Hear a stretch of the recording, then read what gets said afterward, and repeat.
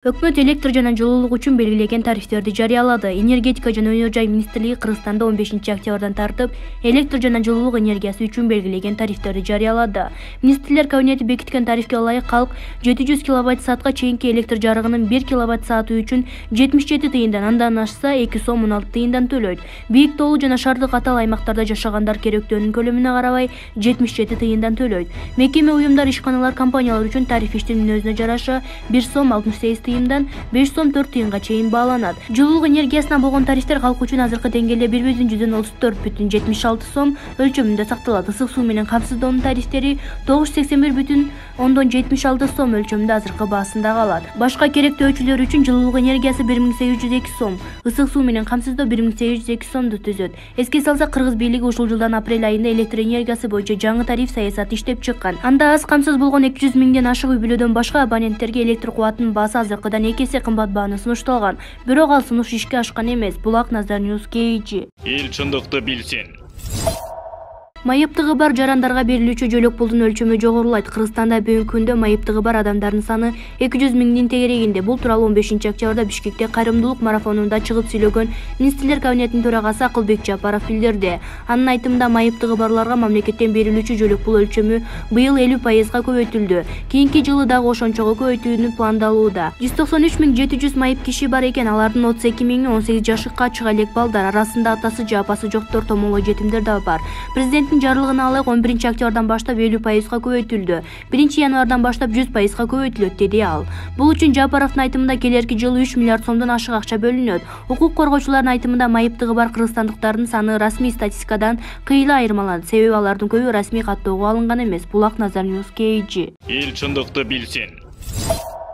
Бакиев Баткенде жапа чеккендерге 4,5 миллион сом жардам жөнөткөндө соц тармактарда ыры жомок деле болгон эмес. Бакиевтер тарабынан бирөөсү чыгып айтканын уккан эмеспиз. Мен сыяктуу Бакиевти колдоочуларга жазып чыгып, ошону менен унутулуп деле калгандай болгон. Кече жакында бардык балекеттин башы болгон бүткүл кыргыз элинин ырысына чечип койгон Катынчалы Шакаев реабилитационный центрге 1 миллион сом которуп койгон экен. YouTube'дагы кайсыл каналда ачсаң, тим эле Акаев Кытайдан болгон карызыбызды төлөп койгондой, же болбосо майрам кыргыздарга лелин тууп бергендей баары жабыла даңгазалап калышыптыр.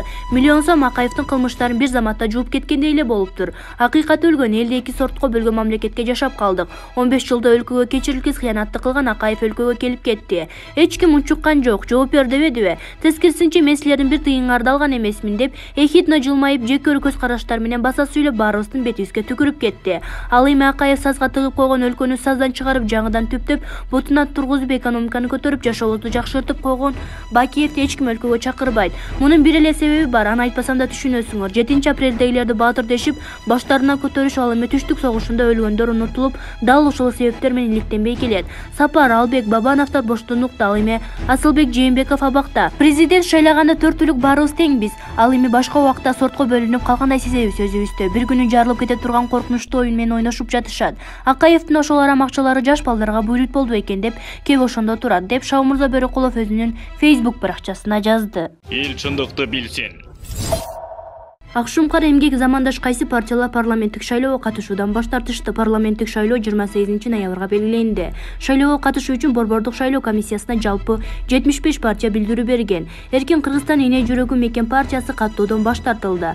23 партия талапкерлер тизмесин көрсөтүүнү билдиришти. Алар Улуттар биримдиги, Ишеним, Альянс, Кыргызстандын Жашыл партиясы, Кыргызстандын бириктирүүчү патриоттук партиясы, Ата мекен, Ыйман Нуру, Эл үмүтү, Азаттык, Ынтымак, Ага Саба, Күчтүү регион, Бүтүн Кыргызстан, Арузат эл куту, Ата журт Кыргызстан, Мекенчил эл, Ордо Кыргызстандын Багыт, Либералдык демократиялык партиясы, Жашасын Кыргызстан, Улуу журт, Легалайз, Кыргызстандын Жаштар прогрессивдүү партиясы, Социал-демократтар партиясы. Ал эми 20 партия шайлоого катышуудан баш тарта тургандыктан кат жүзүндө билдиришти. Алар Бийлик элге, Ар намыс, Аалам, Ак бата, Социалист, Бирге вместе, Биздин эл, Наш народ, Афганистандагы согуштун жана башка согуштук конфликттердин ардагерлеринин партиясы, Эмгек, Чоң Казат, Либералдык прогрессивдүү партия, Кыргызстан элдеринин конгресси, Элдик партиясы, Замандаш, Акшумкар, Айкөл Кыргызстан, Кыргызстандын Баба Дыйкан, фермер дыйкандардын партиясы.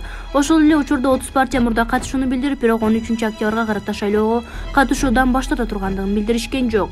Алардын ичинен 6 партия шайлоо фондун түзгөн жок. Булак Super.KG. Эл чындыкты билсин.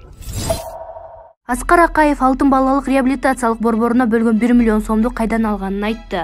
Өлкөнүн туңгуч президенти Аскар Акаев Чолпон Ата шаарында жайгашкан алтын балалык ден соолугу мүмкүнчүлүгү чектелген адамдар жана балдар үчүн реабилитациялык борборуна которгон 1 миллион сомду Орусиянын илим изилдөө уюмдарынын федералдык агенттигинен грант катары утуп алган. Мындай маалымат super.kg порталы Аскар Акаевдин өзүнө байланышканыбызда белгилүү болду. Мен бул маалыматты ырастайм. Мен Орусиянын илим изилдөө уюмдарынын федералдык агенттигинен илимий грант утуп алгам. Ошонун 1 миллион сомун Чолпон Атадагы алтын балалык реабилитациялык борборуна котордум, деди Акаев. Чолпон Атадагы алтын балалык реабилитациялык борбору Аскар Акаевдин убагында тагыраагы 2000-жылдан 2005-жылга чейин Майрам Акаева жетектеген Мерим фонду тарабынан дубалы тургузулуп 2005-жылдан бери токтоп калган. Ал эми бүгүн 15-октябрда алтын балалык реабилитациялык борборун ишке киргизүү үчүн каражат топтоо боюнча кайрымдуулук марафону болуп өткөн. Анда биринчи айым Айгүл Жапарова сөз сүйлөп үй бүлөсүнүн атынан 500 000 сом берген. Ал эми алтын балалык борборун ишке киргизүү үчүн мамлекет башчынын фондунан 3 миллион сом бөлүнгөн. Булак super.kg. Эл чындыкты билсин. Токтогул суу сактагычында суу сутка ичинде 11 миллион метр кубка азайды. Бүгүн 16-октябрга карата Токтогул суу сактагычындагы суунун көлөмү 12 миллиард 247 миллион метр кубту түздү. Бул тууралуу электр станциялар ачык акционердик коомунун басма сөз кызматынан кабарлашты. 16-октябрга карата Токтогул суу сактагычындагы суунун көлөмү 12 миллиард 247 миллион метр кубту түздү. Суунун орточо күндүк агып кириши секундасына 246 метр куб, агып чыгышы 377 метр кубту түзүүдө, деп билдиришти мекемеден. Кече 15-октябрда суу сактагычта 12 миллиард 258 миллион метр куб суу бар болчу. Булак super.kg. Эл чындыкты билсин. Акылбек Жапаров президенттин администрациясынын түзүмү кайра каралып чыгат. Министрлер кабинетинин төрагасы президенттик администрациянын жетекчиси Акылбек Жапаров администрациянын кызматкерлери менен жумуш кеңешмесин өткөрүп, администрациянын жакынкы келечекке карай ишинин негизги багыттарын белгиледи. Ал билдиргендей, президент тарабынан президенттик администрациянын негизги милдети деп мамлекет башчынын чечимдеринин аткарылышынын так көзөмөлдөнү, камсыздоо коюлган мындан чоң жоопкерчилик тармактык министрликке жүктөлөт. Мен мамлекеттик кызматтын бардык тепкичтерин басып өткөм жана буга дейин президенттин жана өкмөттүн аппараттарында иш кандай жүргүзүлгөндүгүн билем. Иш процессин уюштуруп, принциптерин ыкчам жана натыйжалуу чечимдердин кабыл алынышы максатында толугу менен карап чыгуу зарыл. Бир дагы документ президенттин администрациясында кептелип калбашы керек. Ар бир кызматкер кесипкөй сапаттарга ээ болуп, мамлекеттин келечеги үчүн командада ыкчам, мураттуу жана толук кандуу иш алып барууга тийиш, деп белгиледи Акылбек Жапаров. Министрлер кабинетинин төрагасы белгилегендей, алдыда чоң өзгөрүүлөр турат. Масштабдуу социалдык, экономикалык, технологиялык милдеттерди чечүү зарыл.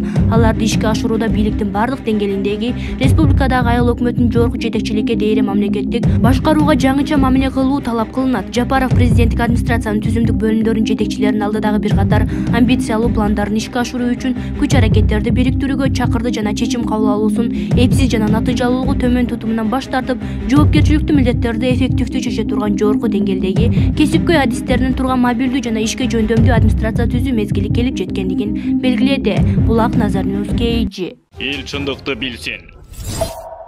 Эдил Байсалов Жириновскийдин милдетин аткарууга келгендей, деди бүгүн 16-октябрда Назарньюз маалымат агенттигине акын жана журналист Калдарбек Колубайтегин. Калдарбек агай Эдил Байсаловду айрымдар маселени тоо көтөр жерин айтты десе, кээ бирөөлөр мунун максаты башка дей баштады.